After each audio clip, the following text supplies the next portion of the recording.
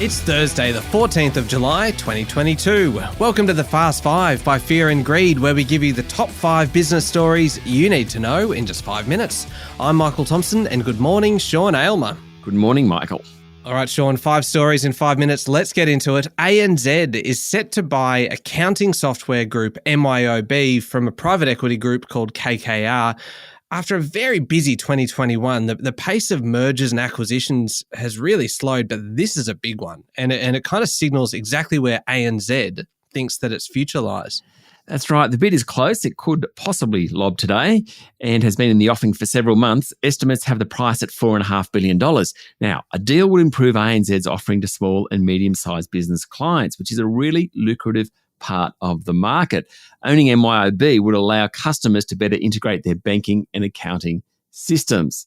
What I think is really interesting here is it does actually show where ANZ is going. It hasn't done particularly well in the home loan market or the personal lending market. It wants to go big in the SME market. That's becoming crowded. Apple is offering more products for that. Block's offering more products for that set of customers as well.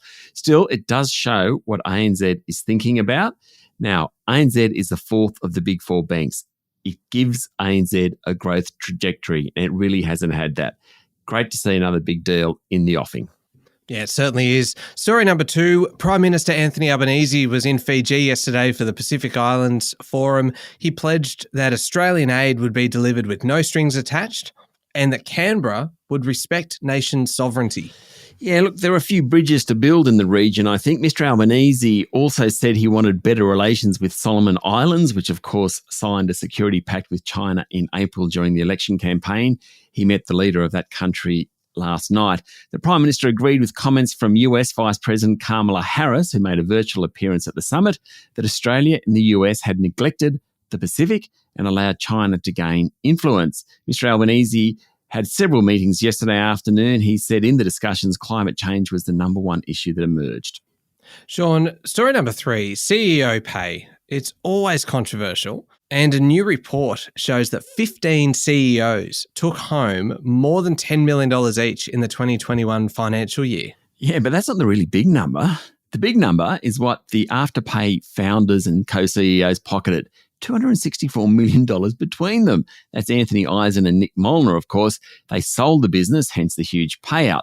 Now, according to the Australian Council of Superannuation Investors, the boss of CSL took home nearly $59 million. The boss of Goodman Group took home $37 million. The boss of Macquarie Group took home $15 million. Huge sums of money. CEO pay is going to be a very contentious issue at the next round of annual general meetings, particularly given share prices are falling back. Sean, story number 4, I reckon this could almost have been story number 1, our lead, because as far as I'm concerned, this is a big story. There is a crisis going on in Bunnings. Yes, well, outside the front door of Bunnings, the price of a sausage sandwich is rising by $1 to $3.50. Still excellent value, I'd say, Michael. Still, it's the first increase in 15 years.